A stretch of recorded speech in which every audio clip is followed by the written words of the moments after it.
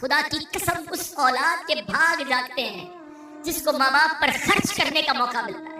ارے تمہارے پیسوں کے نصیب جان گئے ہیں کہ تم اپنے ماں باپ پر خرچ کر رہے ہو۔ کئی ماں باپ تو ایسے جنہوں نے موقع ہی نہیں دیا یار، ہمیں خرچ کرنے کا موقع ہی نہیں دیا، خود ہی خرچ کرتے رہے، خود ہی کھلاتے رہے، خود ہی خدمت کرتے رہے۔ میں اگر اپنی ماں کی بات کروں، میں تو نہیں تھا اس وقت، بغداد میں تھا، مگر بتاتے اس رات بھی ماں نے اپنے ہاتھ سے کھانا بنایا تھا جس رات میری والدہ کا وصال ہوا۔ انہوں نے موقع ہی نہیں دیا ہمیں کچھ کرنے کا، خدمت کرتے کرتے چلی گئی، ماں نے موقع نہیں دیا۔ ارے اگر آج موقع ملا نا آپ کو خرچ کرنے کا کہ آپ کے پیسے سے دوائی آ رہی ہے، آپ کے پیسے سے ہاسپٹل کا بل ہو رہا ہے، آپ امی ابو کو مدینے لے جا رہے ہیں، آپ امی ابو کو کھانا کھلا رہے ہیں، لکی ہو یار۔ بتاؤ اس سے اچھا خرچ کون سا ہے میرے پیسے کا کہ میرے ماں باپ پر خرچ ہو جائے؟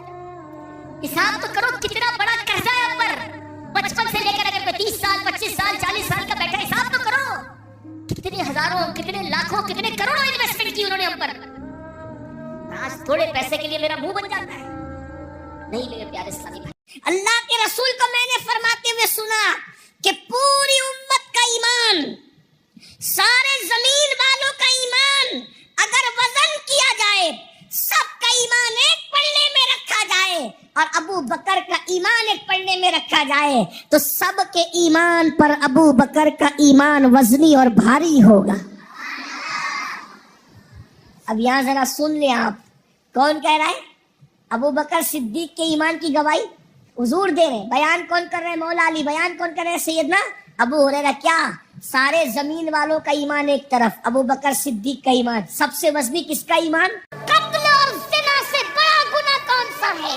اللہ کرے آپ میں سے کوئی اس میں نہ ہو، لیکن آئیے دیکھتے کیا ہے۔ حدیث پڑھتے، ایک عورت حضرت کلیم اللہ موسیٰ علیہ السلام کے پاس گئی اور حضرت موسیٰ سے کہا، اللہ کے کلیم مجھ سے بہت بڑا گناہ ہو گیا، مجھ سے بڑا پاپ ہو گیا اور اب میں توبہ کرنا چاہتی ہوں، کیا میری توبہ قبول ہے؟ تو حضرت موسیٰ نے کہا، کیا گناہ ہوا اللہ کی بندی، کیا گناہ ہوا؟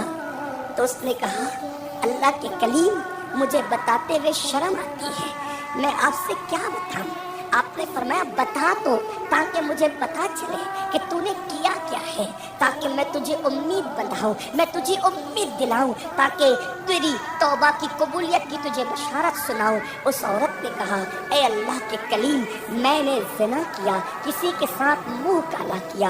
حضرت موسیٰ لرز گئے، کیونکہ جو جتنا اللہ کا محبوب ہوتا ہے وہ اتنا اللہ سے ڈرتا ہے۔ اللہ کے واسطے میرے چینل کو